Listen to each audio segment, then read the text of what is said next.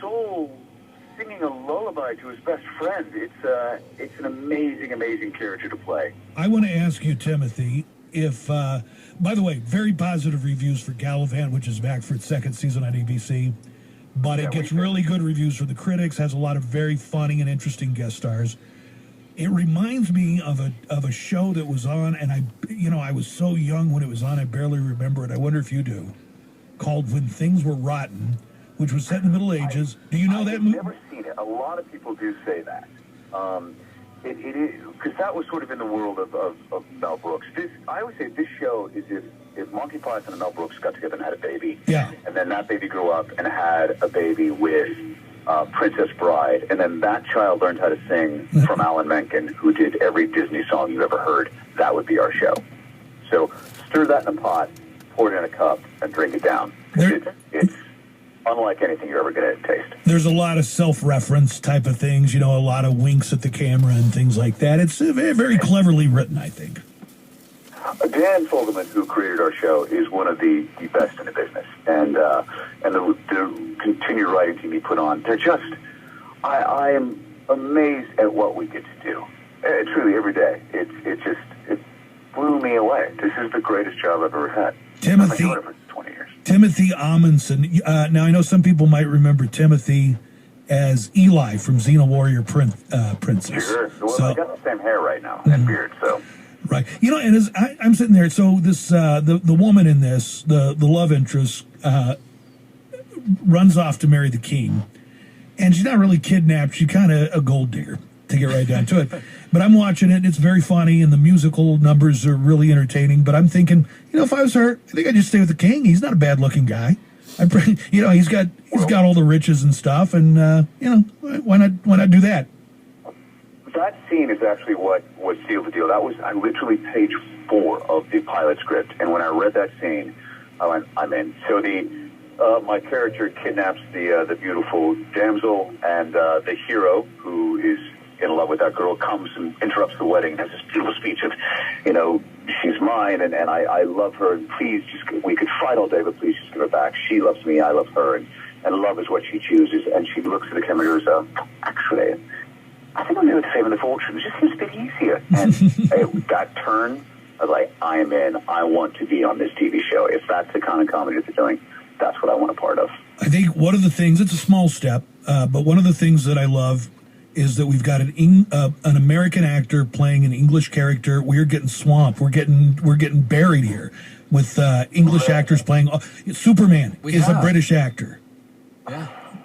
Now, I have many British actor friends. I have many Australian actor friends. Nothing makes me more cross than another non-American getting one of these American roles. It's actually funny. I'm the only American in this thing. I mean, and it never happens. Americans never get cast to play Brits. And so this is one for all my actor buddies, all my American actor buddies. They come up and they give me a little extra squeeze when we talk about this role. It's one thing. It's one thing to say, well, you're playing an American character. That's what actors do. But when it's an iconic American character like Batman, I thought Christian Bale was great. Or a president. Or a president. That happens all the time. Can you imagine an American playing a prime minister? Never. I can only think of one, and you tell me if you can get this, Tim. I can think of one iconic British character that has been played recently by an American actor. You've got 10 seconds. Give me a hint more than that. From literature, one of the great English literary figures has been played in 2 movies by a well-known American actor. Sherlock. You're right. It's so rare. It's so rare you can't think of it. You ready? I give up. Sherlock Holmes was played by Robert Downey Jr. in 2 movies. Of course. Yeah, but that's about it. I was going to say Sherlock Holmes. I was took my tongue. Are there going to be a lot of guest stars? I know you had Ricky Gervais and a lot of other familiar faces. I think Rutger Hauer's in there. Any other celebrity guests this season? Yeah, Ricky came last year. Hugh Bonneville from Downton Abbey is back. Weird Al Yankovic is back this season. Yeah. And then, in addition to that, we have some of the greatest British actors of all time coming to play with us. The household names in the UK. We've got Nick Frost, who was just with us last week from who was in Bridesmaids. Yeah. Amazingly funny actor. Oh God! It just suddenly went out of my head. Nick Frost. Sorry, is in all the Simon Pegg. He comes to play with us this week. Matt Lucas was in Bridesmaids last year. Last week he was with us. Robert Lindsay, again, household names. Reece Shearsmith, which, if you are all into British comedy, he's a genius. And our crew, these aren't necessarily household names in America, but our crew would hear about who was coming to play with us that day or that next week, and they were gobsmacked. It was really thrilling.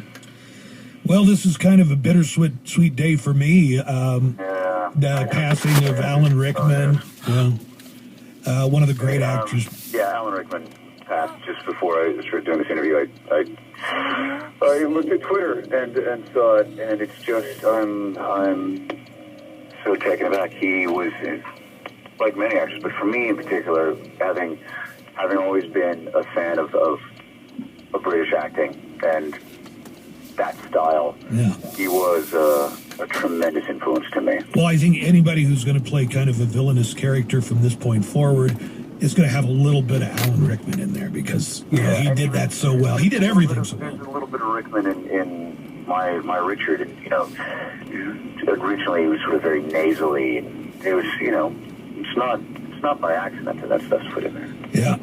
The thing that I'm excited about are the Academy Award nominations come out, and this is, to me, it's big. This is draft day as far as I'm concerned. Yeah. Anything you especially loved from the movies this year, Timothy? I got up so darn early, I haven't even seen them. I'm going to be surprised in a moment when I'm done with these interviews and I can actually check it out. You tell me, what's your big surprise? As far as the surprise, Leo's nominated for The Revenant. That's not the surprise. I think he'll get it just because they feel like, well, it's overdue. We owe him. Okay, he's never got one, right? He's never gotten one. I feel so badly for Leo. He's poor Leo. Yeah, nothing goes his way. I heard he started dating a 26-year-old now. That's terrible. Oh, and just wiping his tears with crisp $100 bills. There's a very good Irish movie up called Brooklyn that I don't know that a lot of people saw, but it's excellent. It's up for Best Picture, and I really enjoyed it. I've heard nothing but wonderful things about that. I just actually got a screener for it yesterday. I'm looking forward to watching that. Lucky duck. Do you get screeners? Do you get a vote? I don't get a lot. No. This was for the SAG Awards. Oh, okay. So, well, it's very good. You'll enjoy it. We get a few. Not like I have friends who are, the Producers Guild that get everything and just sit at home eating their own popcorn and drinking their own whiskey, watching movies. I wonder sometimes, honestly, I got 2 kids. I don't have time for that anyway. Yeah, who's got time for that? All right, thank you, Timothy Omundson. You can see Timothy on ABC's Gallivant.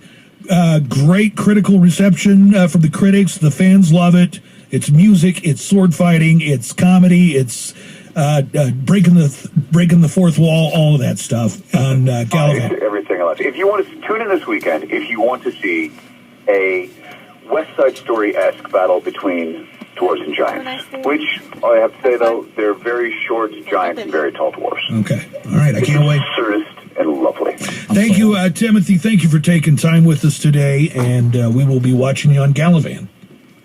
Thank you, gentlemen. My pleasure. All right, let's take a break. That is Timothy Omundson. He plays the evil King Richard on Gallivant. He's American, but he plays a British character, so that's 1 for the Americans, 4,000 or 5,000 for the British. All right, more of the Buzz Adams Morning Show is on the way right after this.